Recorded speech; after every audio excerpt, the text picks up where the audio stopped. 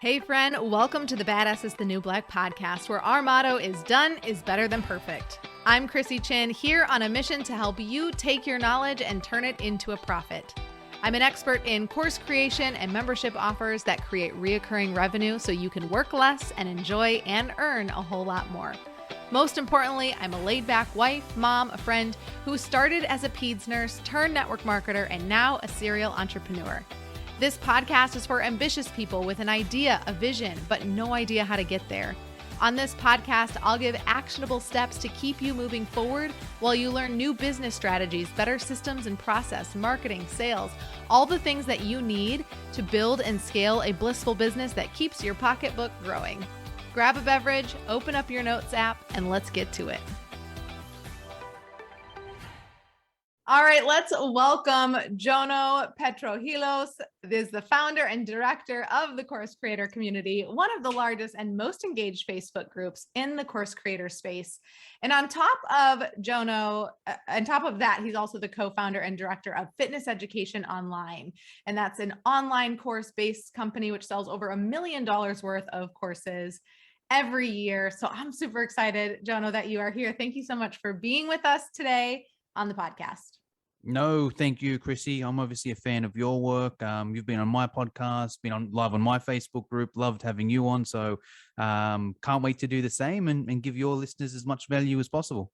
I love it. I'm excited to start picking your brain instead of the other way around when we did it the first time. So, and I love this because we have similar paths, right? We both, launched our business, and I don't know all of the details of your story. So I'm excited for you to share a bit of that with us, but we had this business that we generated and had a lot of success with. And then probably similarly to me, people started asking you, how are you doing that? Tell me how. And you're like, okay, this is just the natural evolution of my next step to teach people how to do this course creation thing that I've, mastered. So, but I want to hear more of your story because we do have a lot of people here listening that want to take their knowledge, they want to turn it into some type of digital product, whether it's a course or a membership or even private coaching and leveraging some of these assets to make their job easier. So I love hearing stories of others of how they kind of fell into oftentimes this space and place. Yes. All right. Let me think of the best place to start. Okay, cool. I'll start when I first, started in the fitness space. So I used to run a fitness boot camp, Chrissy, one in Australia and New Zealand, a big franchise. There were like 75 locations all across the country, all across the continent, I should say. And you were ranked on how good you were, 1 being the best, 75 being the worst. Now, when I started off, what do you think I was ranked, Chrissy? 1 out of 75. I think I have heard a bit of this story. So I think I know the answer. I think you were like the lowest or like not 75, 75. Yep. And I knew 74. 74 was not a good trainer, right? Oh, so no. The fact that I was 75 wasn't great. And I had to go to this convention at the end of the year with all different 75 trainers. And I didn't want to go because I was the worst one there. Right. And not only did I think, it wasn't like I thought I was the worst one there. It was statistically proven. Like I'd log on to the dashboard and there was a pie graph telling me how bad I was. So not good for the confidence, but it's the best thing that I ever did because I went to this convention, meeting with the franchise owners off the bat. They're like, Jono, you come on 75th. What's going on? And I just came up with every excuse in the book. It's the competition, it's not my fault. There's all these gyms opening up. They're 24 hours. They're cheap, yada, yada, yada.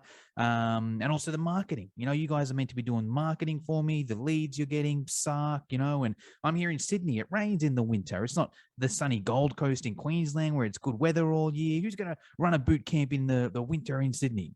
And every excuse in the book. I think I made up a few as well, probably blame the government and franchise owners. Well, like, Jono, we got good news and we got bad news. And they go, the bad news is as a boot camp instructor, you suck. You're coming 75th. You've seen the pie chart. The good news, however, is you can do something about it because at the moment, you're sitting here blaming everybody else but yourself. Maybe it's not the competition's fault that you suck. Maybe it's your fault you haven't done enough to be better in the competition. What courses have you done? What conventions have you been to? And I'm like, don't I just need to do my initial qualifications and that's it? They're like, yeah, not quite. And they're like, our marketing. Is it our marketing that sucks? Or is it that you're not good at sales and you just can't convert those leads? What sales books have you hired? What sales coaches have you hired? What business books have you read? And I was like, I've got to do this stuff as well. Can't I just train people? And they were like, the weather. They're like, and also if our marketing is so bad, why don't you just go and do some of your own marketing? And I'm like, why didn't I think of that? And they're like, the weather. They're like, Jono, you can hire out a school hall for like $20, but instead of doing that, you're too busy sitting here feeling sorry for yourself and blaming everybody else. You can solve your biggest problem for $20, but instead you're doing the poor me. And I was like, good point. And they were like, look, Jono, your job's safe, but what we want you to do for the next year is just stop blaming everybody else. Take some responsibility. Admit that you're not where you want to be, but freaking do something about it. And they said it more motivating than that. I'll be honest, that it did motivate me. And I did that for the next 12 months. I was like, all right, let me do a course on how to be a better personal trainer. Let me read a book on how to be better at sales. Let me do some marketing courses. In a nutshell, I did everything I could, but I took responsibility for it, right? Went back to that same convention 12 months later, Chrissy. Now take a guess. What do you think I was ranked? I know. I think I know the answer. I think you were number one. Number one, bang on, right? Love My it. numbers went from 20 clients to 120 clients, kept growing. My retention rate went from like 30% to 100% and opened up a second location as well.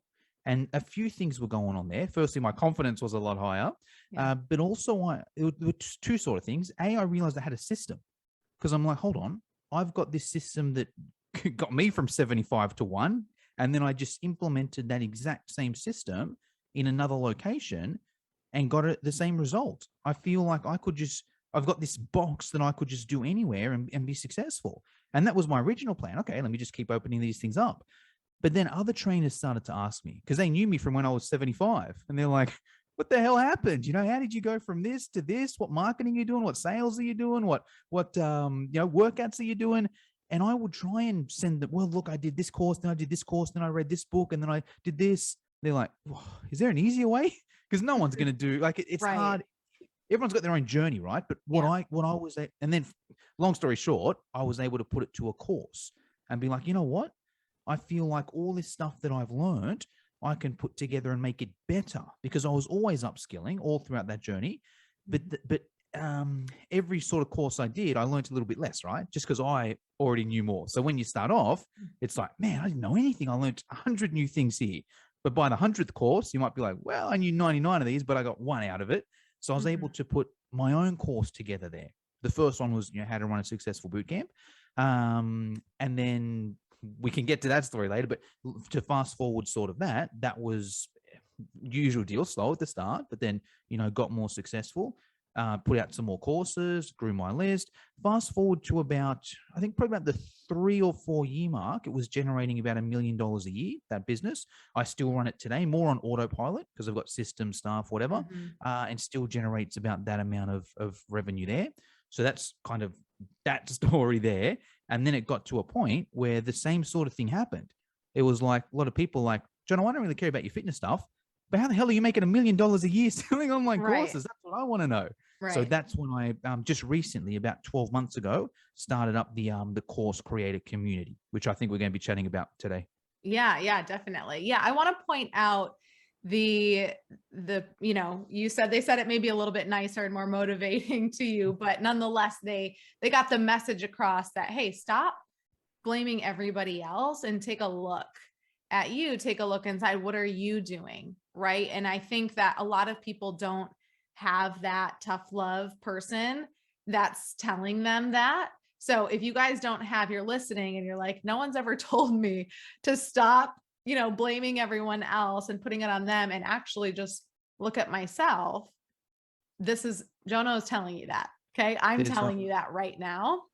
If there's one, yeah, go ahead. Sorry, go. No, you go.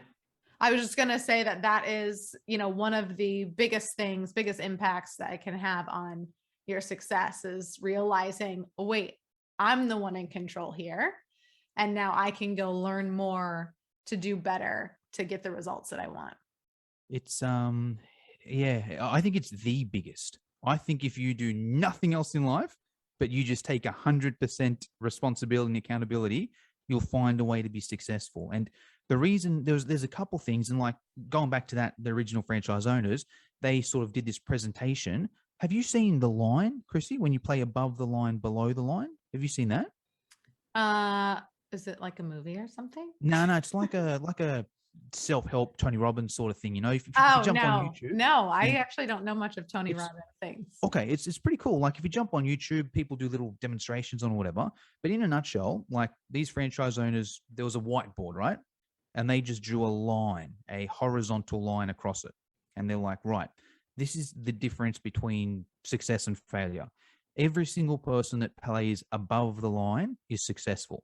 Every single person that plays below the line is unsuccessful, no matter what. At that point there, they had me. I'm like, oh, just tell me what's on top of this line and I'll do it. Tell me what's down the bottom of the line and I won't do it. And on top of the line, it was three things. It was responsibility, accountability. Can't even remember the third one, but even those two are enough, right? Responsibility and accountability. And down the bottom was blame and denial, right? And as they were sort of giving examples, I'm like, that's me. Every single thing they said, but down the bottom was that me. And they gave specific examples. I'll use the fitness ones because it's high in my head, but it can be applied to anything. It's kind of like there was, and I'll give you specific examples with clients, right? There was this one client that didn't come back to the next challenge because she had netball. Do you have netball in America? Is that a popular sport or no? Well, maybe we call it something else. Okay, yeah, I never knew. It's huge in Australia, and I thought it was all over the world. But Do you have a it's like racket?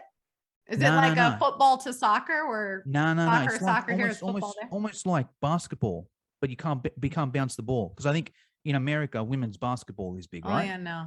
Yeah, we don't Yeah, have that here. in Australia, like women's basketball isn't big. We got a thing called netball, right? And we're the best at the world at it. And I just thought we were the best at the world, but then I realized we're the only country in the world that plays it. Like but cricket. then you realize no one else in the world is doing that. Yeah, exactly. So thanks for confirming that. I was hoping Yes. that we were actually had other countries, but no, it's just Australia that plays. No, yeah, Anyway, no I'm just gonna problem. I'll use women's soccer as an example, right? Okay. One woman, she couldn't come back to my boot camp because it was on the same day as soccer season, right? She couldn't make it. And I used to think, nothing I could do, right? It was soccer season. What could I do? It's not my fault. It's soccer's fault. But after hearing that, it's like, well, hold on. That actually is my fault. I didn't do enough to make my boot camp a better experience than her netball training. If I had done a better job of being a better trainer, better sessions, better community, blah, blah, blah, blah, blah, she might have said, hey, sorry, soccer women, as much as I love you, this guy in his boot camp is better. See you later, bye. Even though the original one wasn't wrong, she couldn't she couldn't come to training because she had, to play netball or soccer or whatever the sport I used was, right? It's not saying one's wrong, but there's two different ways to look at it. And if I looked at it one way, and not saying I would win every time, but it's just a different way to look at it. And I'll go the step further as well. It got to the point where there was one woman in my boot camp. She's like, hey, Jono, look, I actually can't sign up for the next round because, I've got a new job interstate. I've got to move interstate and go to that job, right? If you don't take responsibility, well, there's nothing I could do. She's got to move interstate and do a job. I look at it differently. That's my fault. You can get another job and move interstate anywhere, right? I've got the one boot camp in the world that is better than anything else. My mindset is I expect that person to turn down that job interstate for more money because she wants to stay at my boot camp because it's the best thing ever. Now, a lot of people might be listening to that and be like, Jono, you're crazy. And maybe I am, but it's just a different mindset going into it. If I go into it with that mindset, I'm going to make this thing so good that people would cancel a job overseas or interstate to make more money just to do it. Natural, whether they do it or not, it's kind of irrelevant, right? It's just like going in with that mindset, it's going to be a better experience. Yeah. Love all of that. That is, it's thinking differently than the normal person would think. And I think that's something that, successful people like you kind of have learned that. It doesn't have to be something that you're born with. Like you weren't thinking that way when you were ranked 75, right? That was something that someone opened up your eyes and the light bulb went off like, wait a minute. If I just think about this differently and approach this differently, I could have a different outcome. So super powerful. I think that's super powerful. And yeah, we're here to talk today about building community, right? And specifically talking about kind of your success in your course creators community Facebook group. And you grew that group to 2,500 members in less than 5 months. And that is, very impressive, even in the last year here, how people are leaving social media, and it's harder to get your things seen. So yeah, I want to dive into kind of this strategy on how to organically grow. My listeners know that I love organic growth and I love paid growth, so I promote both of those things. But I love listening to others and teaching these organic strategies on how to build these communities. And we're going to talk specifically about Facebook. And I know some of my audience is like wanting to get off of there, but I think there is definitely a time and place to continue to use and leverage social media, to get to know people a little bit, have them get to know you, and then, take them elsewhere if that's what it is. So let's dive in and talk a little bit about your initial strategy. I'm assuming maybe some of these strategies came from what you learned in building your other businesses, and you're bringing them into building this Facebook group. Yeah. So, okay. So even back, I'm going to go back one more time to that franchise meeting, Yeah. because it's just such a powerful moment in my life, right?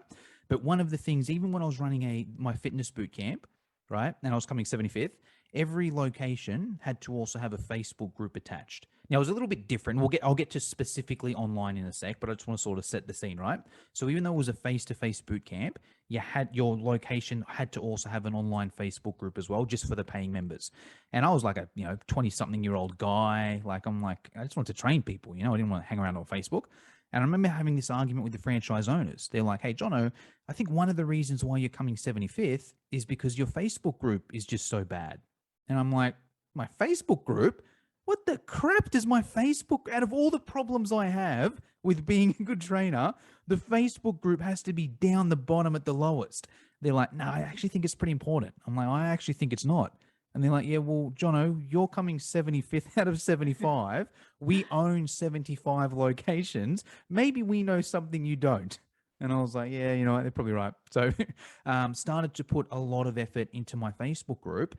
And that's where my retention numbers really started to go up, because I realized it's a bit different with COVID, but either way, like, you can only get so close just face to face these days. If you can get face to face and online too, the bond is even greater. So I realized the power of that.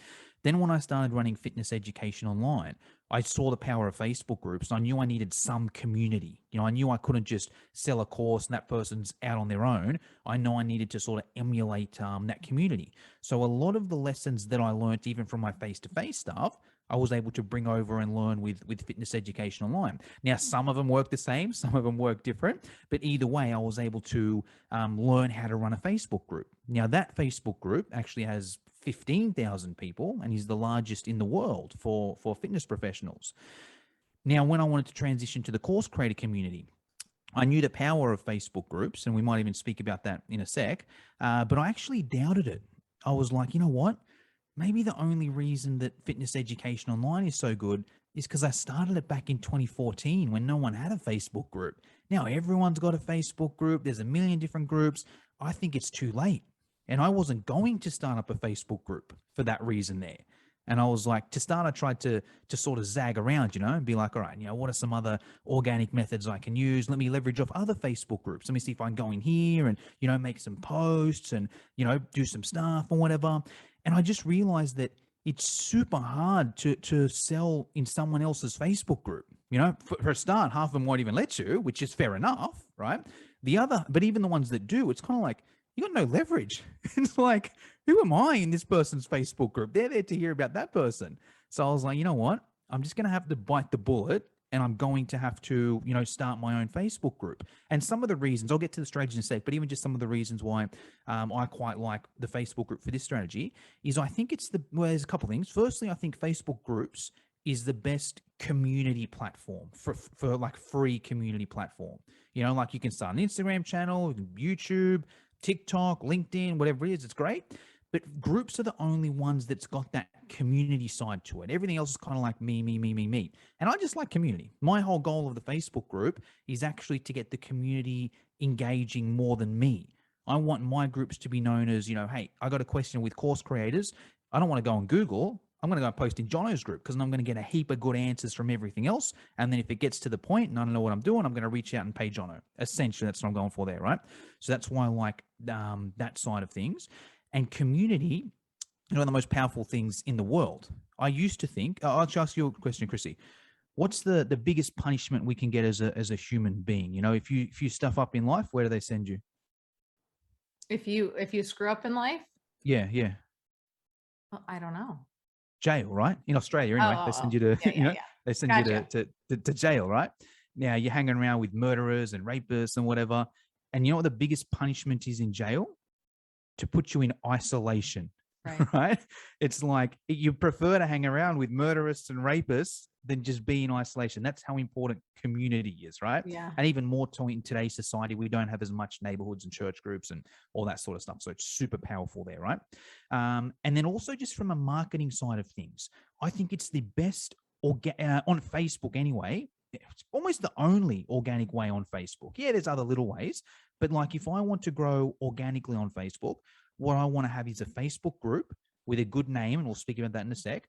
So like every single day, I get 5-10 people request to join my Facebook group organically, not from me doing outreach or posting or website or podcast. I get those as well. That's like a bonus, but there's just 5-10 people every day. Because one of my questions is, how did you hear about me? I just typed course creator in Google and your thing came up. I typed course creator in Facebook and your thing came up. Or I joined another group and a similar one popped up, because there's certain features in Facebook. You join one group and then they show you another. Yeah. And I'm lucky in that mine are just linked. There's another group. It's called the Online Course Creator Community or something. And I think whenever anyone joins that group, Facebook automatically shows them mine, because it's just like whenever I can see what other groups they're in, Mm-hmm. So it's like they join Jono's group, and then it's like they're also in this group as well. So Yeah. there's that side of it there. So yeah, organically, it's the best way to grow, because every single day I've just got people joining my group without me doing anything. And not only any people, right? It's kind of like the hottest leads out there. They've gone on Facebook, they've typed in the course creator group, they've found my group, they've clicked join, they've answered a few personal questions, maybe even given me their email. Like there's no hotter lead. So it's just like such a good lead generation thing as well. So there's those two sides of it there. In terms of when I start, did you want to add on there, or do you want me to just? No, I wanted to point out, you casually mentioned the grabbing an email, and that's something that we talk about a ton, is just that you don't own your Facebook group, right? Like it could get shut down, it could get deleted, something could happen. And if you don't have that email address, how are you going to connect with them? How are you going to contact them? So I don't want to just casually go over that. Yeah. And maybe we can go into that a little bit more in terms of this strategy to be able to leverage this Facebook group to build community, bring in leads. But then what are you doing? And you mentioned grabbing an email list, right? To, keep them in your ecosystem and moving along in your funnel. And, I get emails from you now after joining your group and whatnot. So let's not casually go over that and maybe talk about that strategy a little bit. How are you asking and collecting that email address? Are you doing that with every single person right away? How is that working?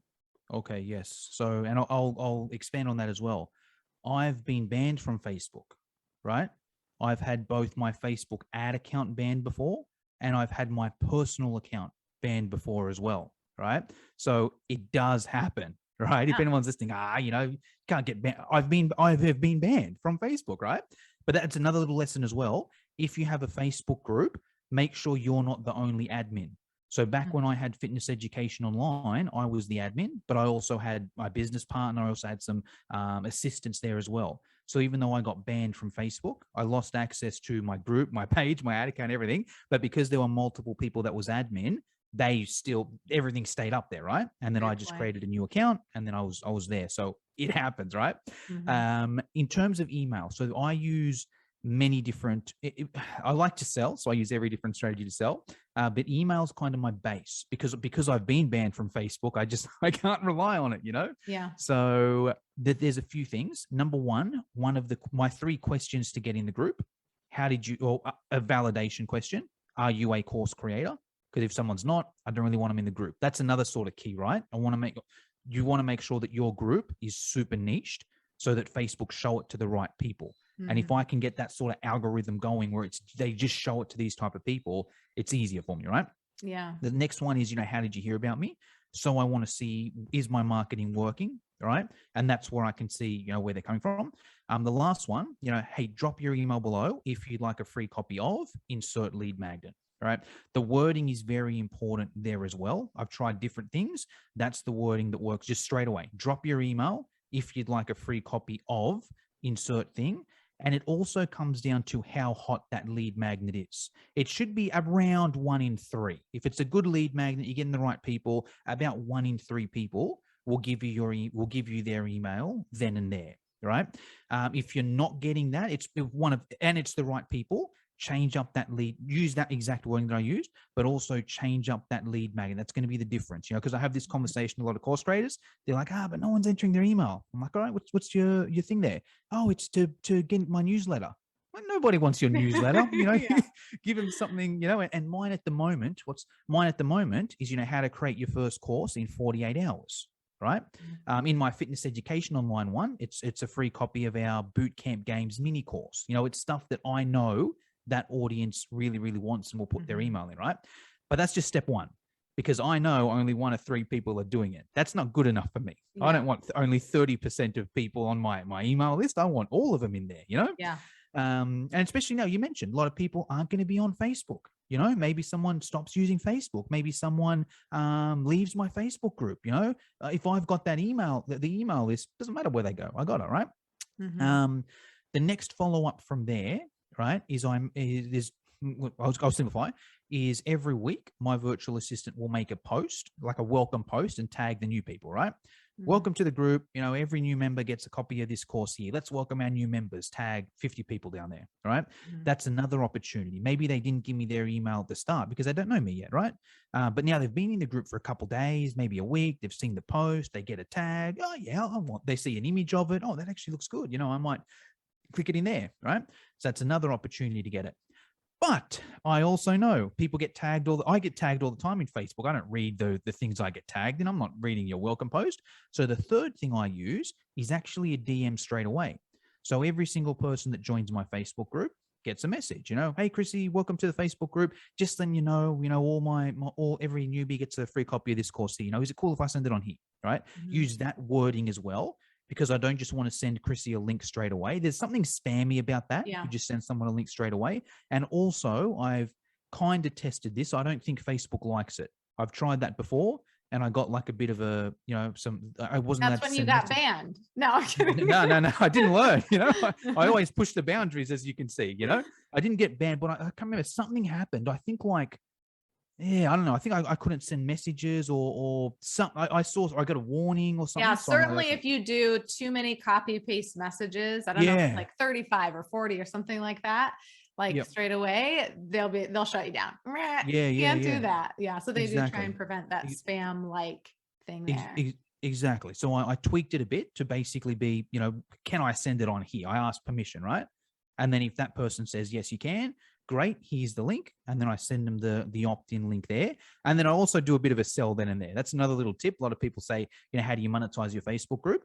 I like to I monetize it at all stages, but I really like to monetize it straight away as well. So it's kind of like as soon, and don't be sleazy about it, but let's say Chrissy was to join my group, hey, Chrissy, here's my free thing. Do you want it? Oh, Jono, that would be great. Cool. Here it is, Chrissy. Let me know what you think. Hey, by the way, how's your course creation stage going?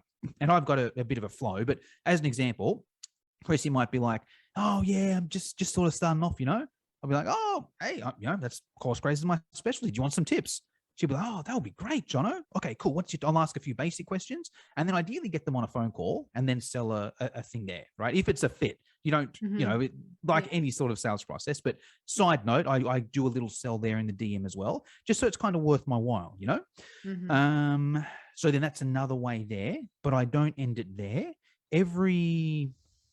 Ideally every week, I'll also promote some sort of free thing as well, like a different thing I don't want to complicate it, but just to keep it simple, I'm I'm every single week there's some sort of lead magnet going out there. Yeah, that's Maybe. definitely something that I noticed that you do and do differently than I haven't seen anyone else do this.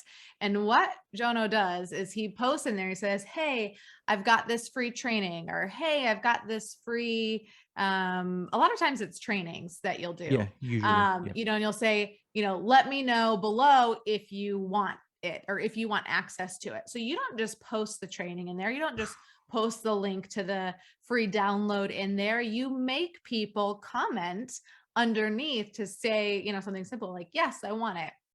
And I can't remember. I feel like, I don't know if you do this all the time. Sometimes you do then just drop the link right underneath them. You don't take it to a private area, right? You're nodding yes. Okay, so that's right. Yeah, so then you just drop the link. So curious, I've always wanted to ask you about this strategy. Why do you do it? Clearly it seems to be working because you're continuing to do it. But I found it interesting that you then just share the link under, because then if someone comes by later, they don't technically have to comment to get it. They can just grab it from someone else. So I want to hear like the strategy behind this. Yes, awesome. So I do use both actually. Sometimes I do go in the DM, sometimes I do comment below, but it more depends on just if I want to sell or not. You know, it's kind of like if I want to make a sell, I'll try and transition it to the DM just because it's easier to sell, right? Mm-hmm. But I'll run through the whole theory with that. Give me one sec. Okay. So to start with, like I'll never post a link straight up because I know that Facebook don't like links, you know? It's kind of like if I just do a post and say, here's the training with a link, Facebook will show it to like half the amount of people, right? So I'll never put the link directly there. And then also it warms the algorithm up, right? It's like if I ask people to comment below, they're going to comment below and then more people are going to see it. They're going to see my next post, yada, yada, yada, right? That's kind of the strategy there. So if anyone's listening and not familiar with the sort of Facebook algorithm, that's why I do that there. And if you're wondering, why doesn't he just put it? That's why. I'll either, depending on my sort of sales strategy, I'll either put it below or I'll go in the DM with the person there and then try and sell in the DM. The reason why I don't mind putting it in the thing there is I just find like people just comment anyway. Like I feel people are too lazy just to kind of be like, you know, oh, he's got the thing. Let me scroll up and let me get that link there. Like I think most people are kind of too lazy for that. And they just sort of expected to type no. But even if they do, like, I don't really care because I get the email anyway. You know, it's like, unless I want to directly sell in the DM, then it's an excuse for me to get in the DM, right? But it's kind of like, if I just want the email address, it doesn't matter too much. And I know that it works well enough like that way there. Sure. And so the link that you're sharing, is that to a landing page where you're collecting name and email? Yeah. So I'll always So it doesn't do that. matter if they're clicking on Sally's response above, because in order to actually access it, they're going to have to put in their name and email. So always driving to build that email list. Love that. Exactly. And I'll just spend a minute there as well. Some people don't like that, but I've still found it's the best. So sometimes, especially in the DM, when I might be like, all right, Chrissy, here's your free training, you know, go and get it. And that takes you to an opt-in page. Some people do reply and like, oh, you want my email for that? And I'm like, yeah, that's kind of like the exchange. That's how this works. Yeah, you know, it's kind of like, what do you want? Just free info for nothing? Like, you know, but so some people will, you know, oh, I got to put my email in. I actually don't want it. But I still find it's the best option because I think that like that email is like, let's just say I send it to 10 people, right? I would prefer to get 8 people opt in and 2 people say, oh, I got to put my email, I'm not doing it, as opposed to just giving it to 10 people and not getting any emails. Yeah. You know, even though it might mean that those other, because no one's going to watch it anyway. Let's be honest. I'm really doing it just to get the email address. Yeah. Yeah. And really, I mean, if they don't want to trade their email, then they're probably not the right person for you, right? Like, how am I going to get their credit card? I can't even get their email. Right. They are the true free seeker. The other thing is obviously if you, you know, if you realize that, you know, kind of how we talked about before, if no one's putting in their email, again, we'll look at that landing page. Is that copy, you know, relevant to what they're really looking for? Is it compelling, really enticing them? Oh gosh, I'm going to get some really good stuff and really make it irresistible so that they can't, even the most stubborn person is like, dang, I'm going to put my email in and then I'm going to go in and I'm going to unsubscribe right away. Right. That's so been me before. I'm like, I don't want another, funnel going on. But then when I see it, I'm like, oh, this is good. And I don't unsubscribe. And so that's like your ultimate goal, is to get that most stubborn person. Right. But bang on. Yeah. At the end of the day, if they're like, if your numbers are pretty good, 8 out of 10, I think your copy is probably good. And you just have a couple stubborn people that are not your person, and that's okay. They can move on, right? It's not going to be for everyone. So I like that strategy. Again, continuously leveraging this Facebook group, this community to create that engagement, because Facebook knows, they know if people are engaging in there or not, right? And then, but always directing and leading to that email list. That's awesome. We have a couple more minutes. Do you have any other main major strategies that you're like, this, people aren't doing this and you have to do this to build community? Yep. 100%. So let's go. So basically, in a nutshell, what you want is the Facebook algorithm to work for you, right? Because what I found is there's two types of Facebook groups.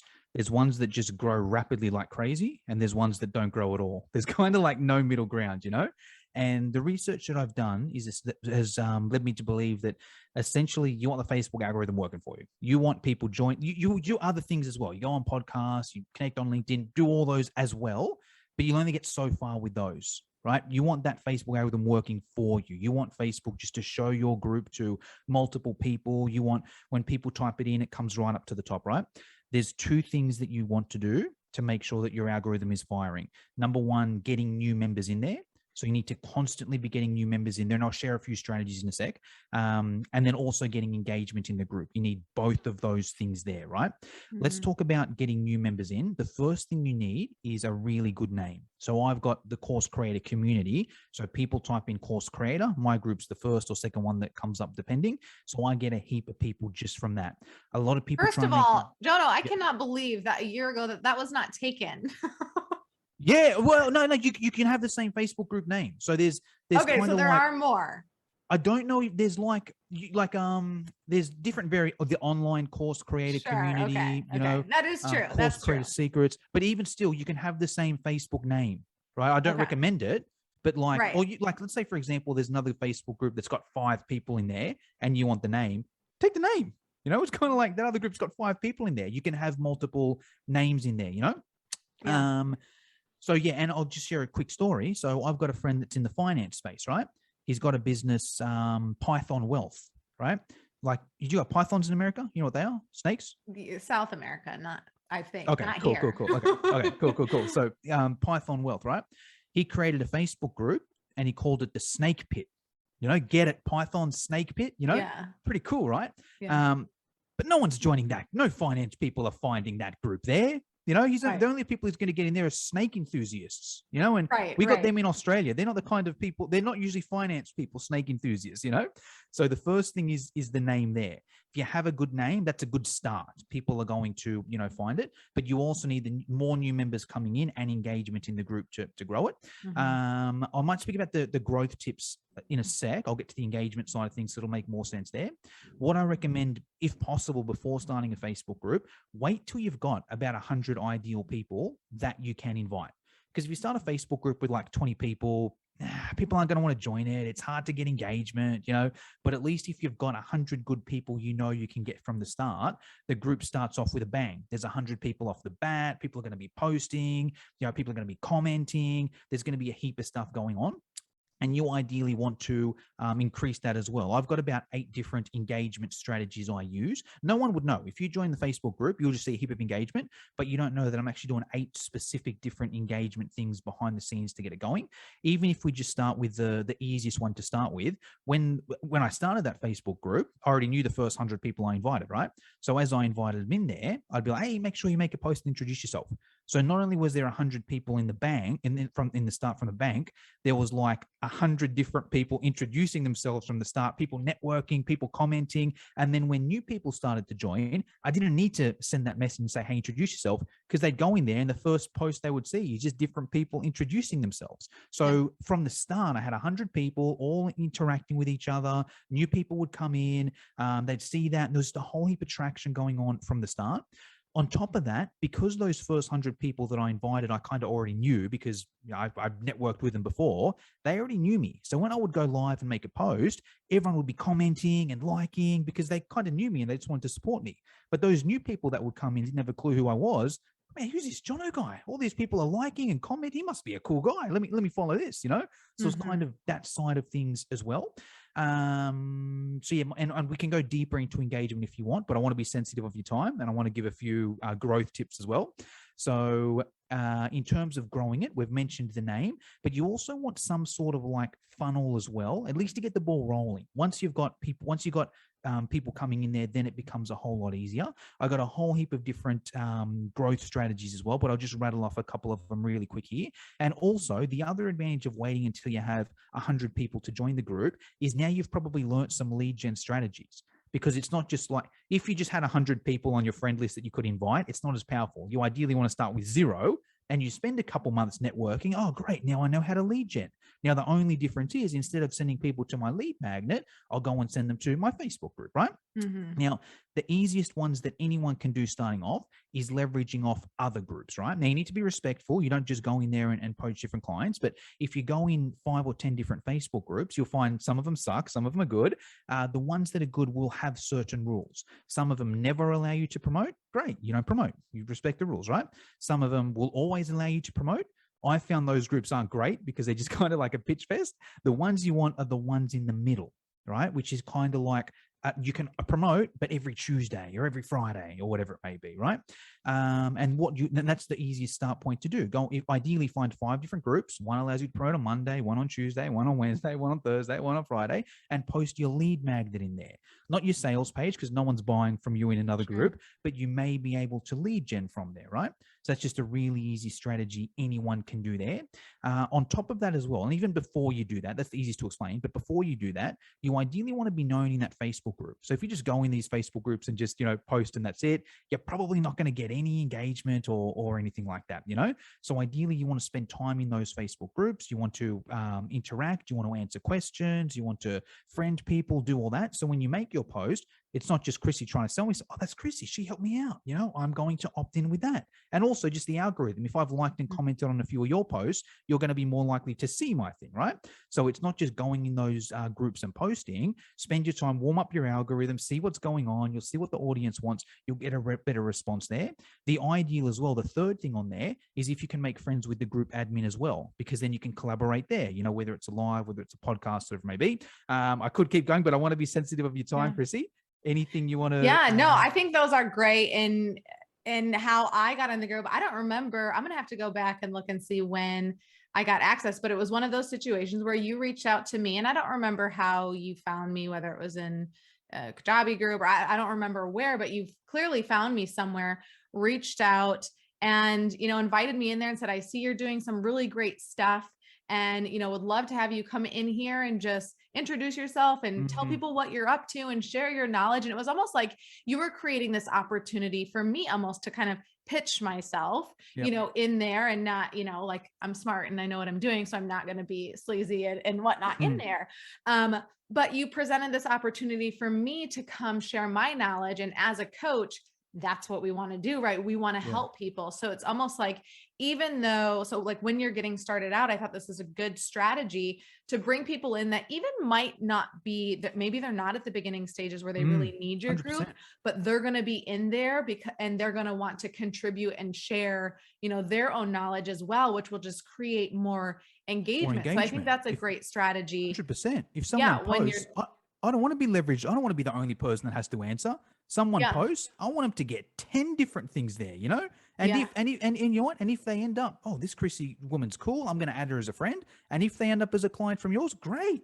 It's a win for me. You're going to like me. You're going to be like, oh, I like Jono's group. Let me keep posting in here. Let me do collaborations with Jono, so it can be a win to get, people like that in as well. Yeah, I think it's just a testament to collaboration over competition. You're helping people create courses and things like that. And I help people create courses and memberships and things like that. But we have a different spin on it. We have different personalities. We attract different people, but we can collaborate together and serve each other in a particular way and in a really good way. And so it works. So I think we'll kind of end on that with, that's a great strategy. If you're just getting started with a Facebook group, you mentioned, rattled off some other, methods to kind of start getting people in there. But I think that's great to kind of go to people that maybe you look up to. Maybe they're not, no, they don't have 1 million followers, right? Because they're probably not even looking at their Facebook messages, but kind of just finding those people that you think would be good additions to what you're doing and would add value there, and just invite them to,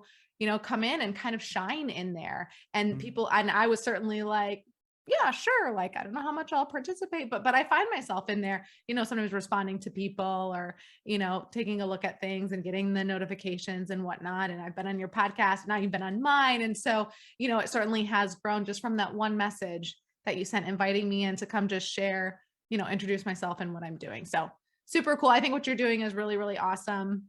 Love it all. You guys get in the Facebook group if you're not in there. Of course, it sounds like the one stipulation is you have to be, pursuing being a course creator. So as long as you can answer that one question, it doesn't even sound like you have to give the email, although I think you should when joining in there. But yeah, if you're, and so many of you that are listening here, that is your MO. You're here to figure out how to turn your knowledge and your passion into something profitable, digital, course that you can do. So head over to the Facebook group. It is called Course Creator Community, correct? Right? Correct. You guys can't forget that. It's like the alliteration of kings there. CCC, Course Creator Community. Get yourself in that Facebook group. You'll see me in there. You'll see Jono a lot, and you'll see a bunch of other really, really cool people.